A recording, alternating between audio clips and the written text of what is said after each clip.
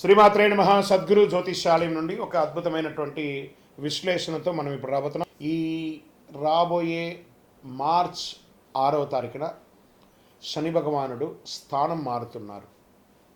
ఇది 2.5 సంవత్సరాలకు ఒకసారి ఇది జరుగుతూ ఉంటుంది. అద్భుతమైనటువంటి దీన్ని తమిళ భాషలో శని పయర్చి అంటారు. మనం తెలుగులో శని గమన మార్గం మారుతున్నారు అనే దాన్ని చెప్పడం జరుగుతుంది. తిరునల్లారు అనే ఒక క్షేత్రం ఉంటుంది తమిళనాడులో.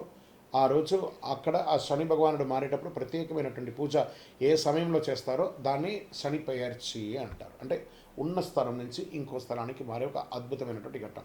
ఈ శని గమనం మార్పు జరగడం వల్ల ఏ రాశి వారికి లాభంగా ఉంటుంది, ఏ రాశి వారికి ప్రతికూలంగా ఉంటుంది అనే దాన్ని మనం ఇప్పుడు విశ్లేషించుకోబోతున్నాం. శని భగవానుడు కుంభం నుండి మీనంలోకి గమన మార్పు 6వ తారీఖున మార్చి 26 ఉదయం 8:24 ఇది చాలా విశేషం అండి.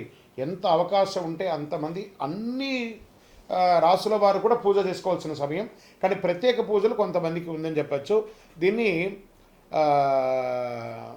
ఏ రాశి వారికి ఆ శని భగవానుడు యోగాన్ని ఇస్తున్నాడు ఆ శని గమనంలో అని అంటే, శని లగ్నంలో ప్రవేశం, జీవన దిశలో గంభీర మార్పు. ఎవరికి లగ్నంలో ఉంటాడో వాళ్ళకి ఇది ఉంటుంది. మీనరాశి వారికి చాలా ఉంటుందండి. ఆధ్యాత్మిక చైతన్యం పెరుగుతుంది. క్రమశిక్షణలో ఎదిగే అవకాశం ఉంటుంది. అంటే కుంభరాశి నుంచి మీనరాశి మీ రాశిలోకి రాబోతున్నాడు. కాబట్టి వృషభ రాశి వారికి లాభస్థానంలో శని ఉన్నాడు. దీర్ఘకాలిక పెట్టుబడుల ఫలితం, ఆర్థిక స్థిరత్వం కూడా ఉంటుంది. తర్వాత మకర రాశి వారికి శని మీ యొక్క స్వగ్రహాధిపతి కాబట్టి శ్రమకు ప్రతిఫలం ఉంటుంది. ఉద్యోగం, పదోన్నతి అవకాశాలు చాలా ఉన్నాయి. విదేశీయ గమనం కూడా ఉంటుంది.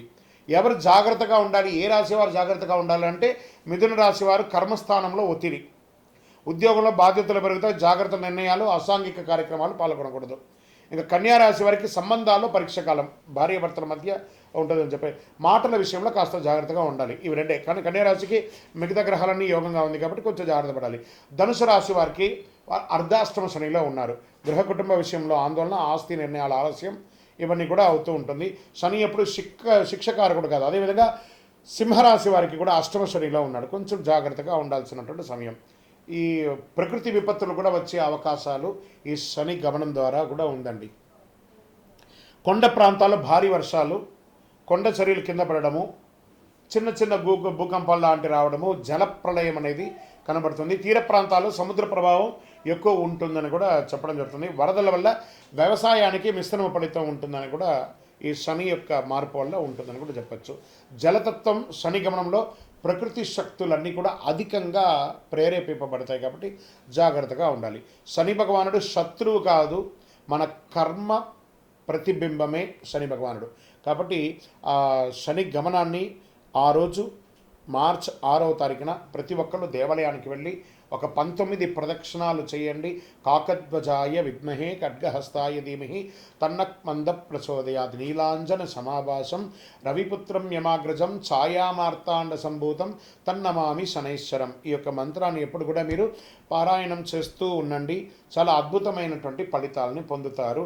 ఇంకను మీ యొక్క వ్యక్తిగత జాతకం కోసం మా నంబర్ ఉంది చూసారా, ఆ నంబర్కి మీ యొక్క పేరు, date of birth, time of birth, place of birth చేసుకొని మా అపాయింట్మెంట్ కూడా మీరు ఫిక్స్ చేసుకొని మీ యొక్క వ్యక్తిగత జాతకం కూడా మీరు తెలుసుకోవచ్చు.